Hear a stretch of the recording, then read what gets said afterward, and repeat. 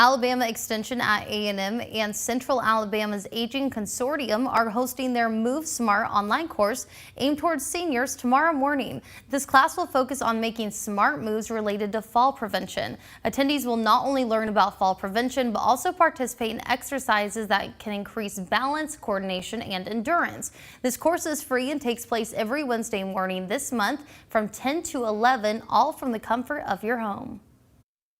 I just tried to incorporate we're going to be moving, but we also want to make sure that we're smart about what we do and how we move. So and building that strength and the balance and working on all of that, I just felt like it kind of encompassed everything. And so that was kind of a joint effort with us all. We're just like, oh, we'll move smart.